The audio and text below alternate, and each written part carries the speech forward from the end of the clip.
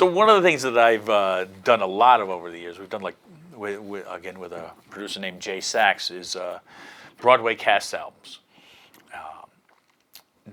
and he always went for sort of a live feel, but controlled live again. And what was nice first originally with the 5000, we had 4 engines, sort of 4 reverbs. It's exactly what we used to do for the cast albums, and with call up your library, get your busing correct, and channel 1 we had engine 1 we had what we called a band setup with a certain decay setting. He liked no reverb delay, no pre-delay, but contoured to exactly what he wanted, and then based on that we'd set up one for the vocal.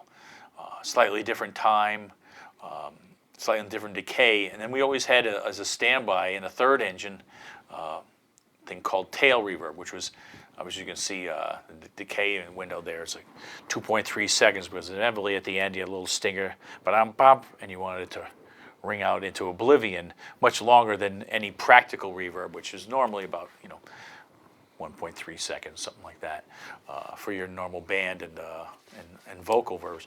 But on one surface, in one box, to have that much control 10, 12 years ago was unheard of, and still today, this is still the benchmark. This is the benchmark, from simple calling up of stereo reverbs to much more sophisticated busing and what have you.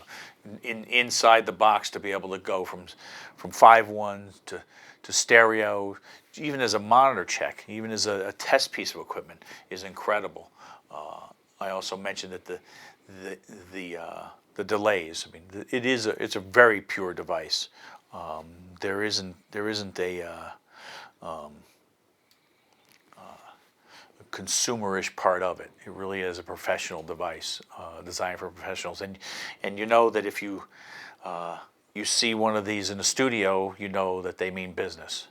There's no doubt about it. It sort of says, oh, these people, they want to work with the best. They demand the best. And I think that when the clients walk in, they say, oh, you got one of those. They don't know what it is, but you got to have one of those. And this is one of those. This is one of these devices that you got to have.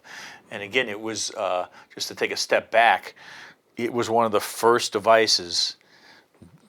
Here we had digital reverbs for 25 years, but for a device you had to ask for digital devices to have a digital input and output. It's sort of like, oh, well, of course, Ken. Nowadays, that's the way it is.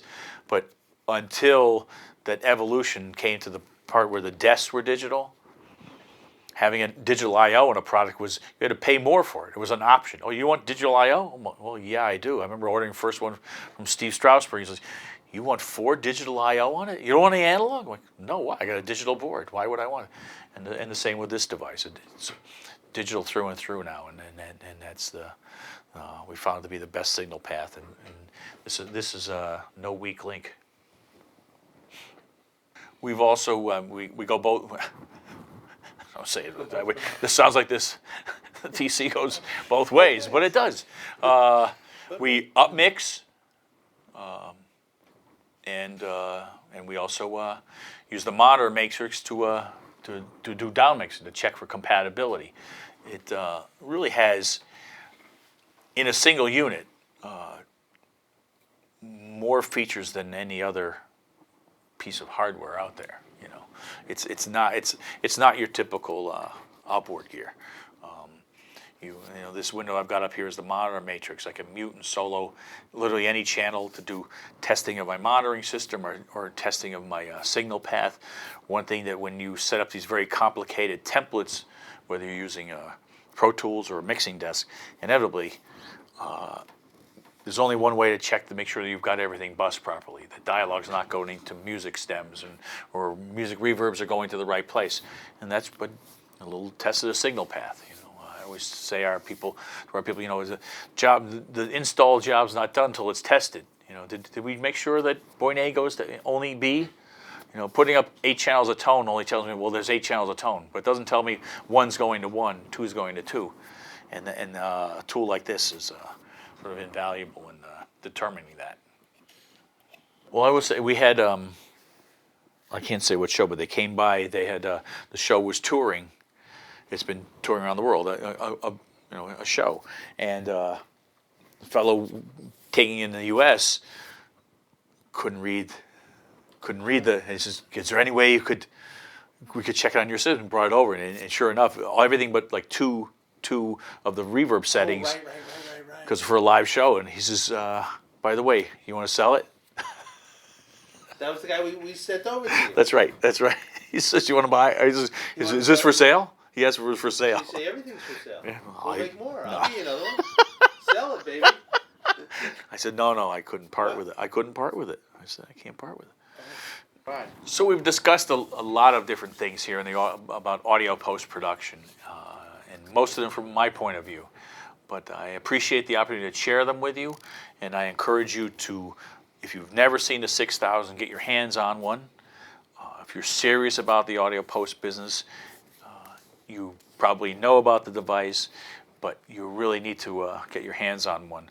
I know that they'd be happy to demo one for you, and while you're there, check out the radar meter. I think you'll find it very informative, very easy to work with, and very intuitive. So do that for me, and have a good day.